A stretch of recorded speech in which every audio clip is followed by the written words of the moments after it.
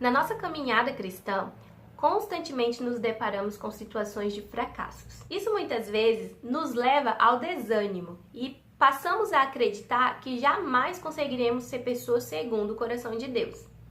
Mas nem tudo está perdido, porque Paulo descobriu por que falhamos tanto e também nos ensinou como vencer isso.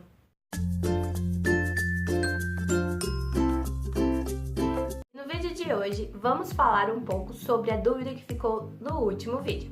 Se você ainda não assistiu, volta lá rapidinho e assiste o último vídeo para você não ficar meio perdido no assunto que está sendo abordado aqui hoje, tá bom? Beleza? Então vamos lá. O homem foi criado como corpo, alma e espírito. O corpo se relaciona com a natureza. A alma se relaciona com os outros. Ela é composta pela nossa mente, vontade e emoção. Ela representa quem nós somos, é a nossa personalidade, é o nosso ego. Já o espírito é composto da consciência, comunhão e intuição. E ele foi criado para se relacionar diretamente com Deus. Quando Deus criou o homem, não foi para que o homem fizesse coisas para ele, mas foi para que o homem se alimentasse dele. Foi por isso que Deus colocou lá no Jardim do Éden a árvore da vida. Logo, o homem alimentaria seu corpo de toda a árvore frutífera e alimentaria seu espírito da árvore da vida. A sua alma deveria então ficar subjugada ao controle do seu espírito. Quando Deus falou ao homem que ele não deveria comer do fruto da árvore do conhecimento do bem e do mal, ele estava dizendo que o homem deveria alimentar seu corpo e seu espírito, e a sua alma deveria ficar debaixo do controle do espírito. Deus colocou a árvore da vida no jardim para que o homem se alimentasse dela. Assim, ele receberia cada vez mais vida para sempre. A árvore da vida era como uma videira. Ela era baixa e seus ramos eram longos, facilmente acessível. Ao comer do fruto da árvore do conhecimento do bem e do mal, o homem passou a discernir o bem e o mal independente de Deus. Por isso, a sua consciência, criada para ter contato com Deus e controlar a sua mente, vontade e emoções, ficou cauterizada. Por isso, o homem é incapaz de agradar a Deus, mesmo fazendo o bem. Pois como seria capaz de fazer o bem e agradar a Deus sem conhecer a sua vontade? Quando Caim e Abel foram oferecer a sua oferta a Deus, a de Caim foi rejeitada. Caim era lavrador de terra. Logo, ele teve muito trabalho para poder oferecer aquela oferta a Deus. Por isso, talvez ele pensasse que Deus se agradaria da oferta dele devido a todo o seu esforço para chegar ali e entregá-la. Mas isso não aconteceu. Justamente porque Caim não estava esperando ser aprovado pela sua oferta, mas sim por todo o seu esforço, como se ele merecesse. Muitas vezes, nós cristãos nos deparamos com algumas situações em que pensamos: por que Deus não aceitou a minha oferta? Eu me esforcei tanto e mesmo assim Deus não se agradou, Deus não, parece que não vê, parece que não me enxerga. Infelizmente isso acontece porque nós acreditamos que pelo fato de conhecer a lei de Deus, somos capazes de realizar isso pelas nossas próprias forças. A gente vai ali, lê a Bíblia e aprende que precisamos amar o nosso próximo. Então a gente vai e começa a amar o nosso próximo. Porém, nós amamos segundo os nossos próprios conceitos e não segundo a vontade de Deus.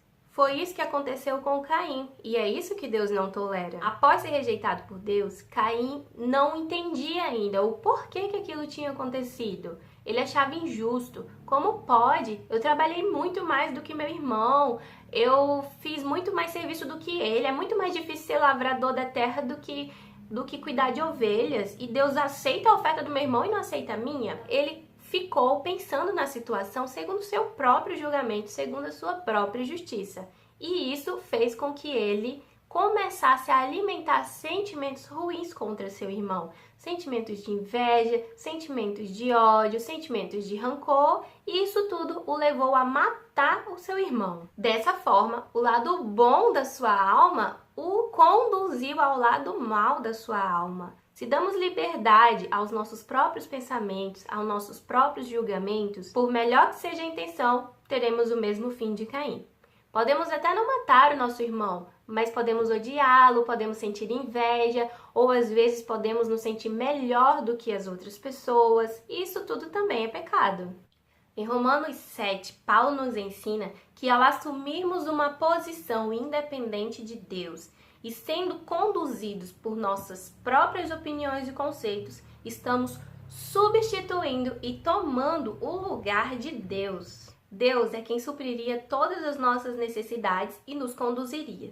E o homem, em sua independência, chegou ao ponto de querer agradar a Deus sem depender dele, criando métodos próprios para tentar agradá-lo. Essa postura pode ser vista em toda a história da humanidade, inclusive no povo de Israel, que acreditou que poderia sim obedecer toda a lei de Deus. Paulo descobriu que somos influenciados por 3 leis. A lei de Deus é a que está escrita, que está fora de nós.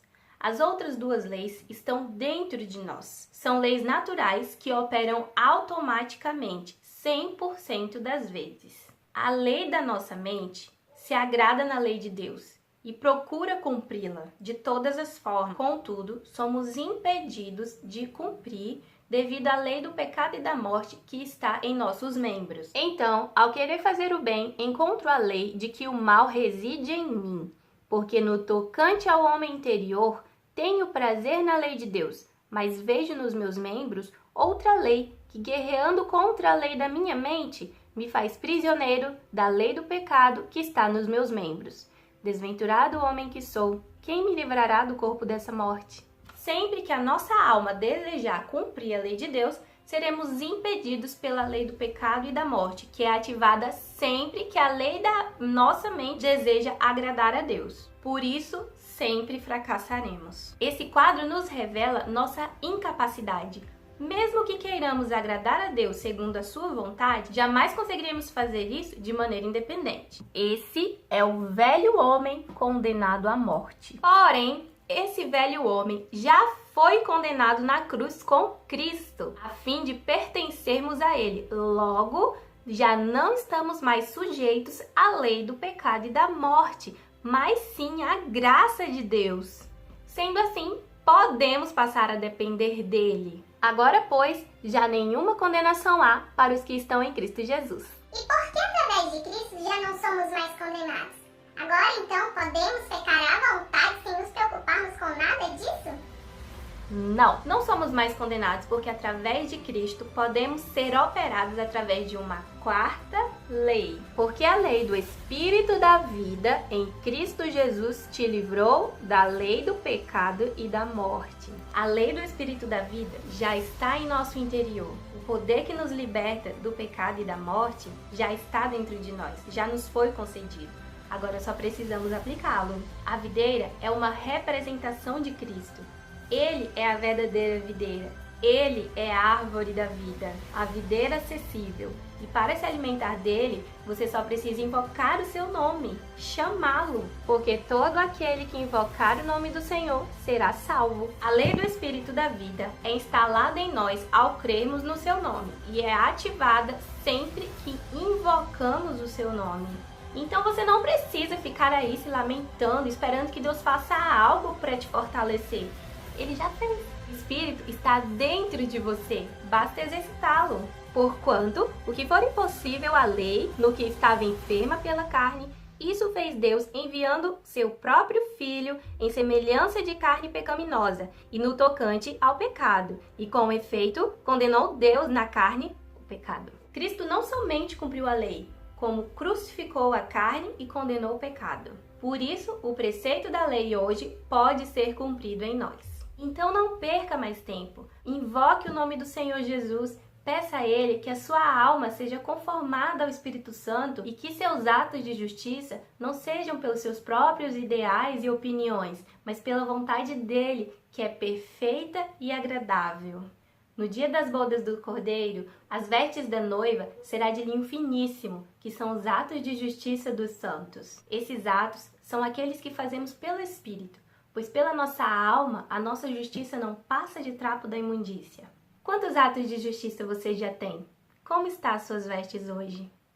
Espero que essa mensagem tenha te ajudado de alguma forma, que tenha te edificado e que você saia desse vídeo refletindo sobre como está a sua vida, sobre como que está o seu espírito perante Deus. Continue aqui comigo, se inscreve aqui no canal para você não perder os próximos vídeos. Aqui esse canal vai ter muito conteúdo bom mesmo, tá bom? Então se você deseja crescer em conhecimento do Senhor Jesus, se você deseja aprender mais sobre Ele, então continua aqui com a gente e comenta aqui embaixo se você tem alguma dúvida ou algum comentário que você queira fazer a respeito do próprio conteúdo mesmo, tá bom? Então, beijos!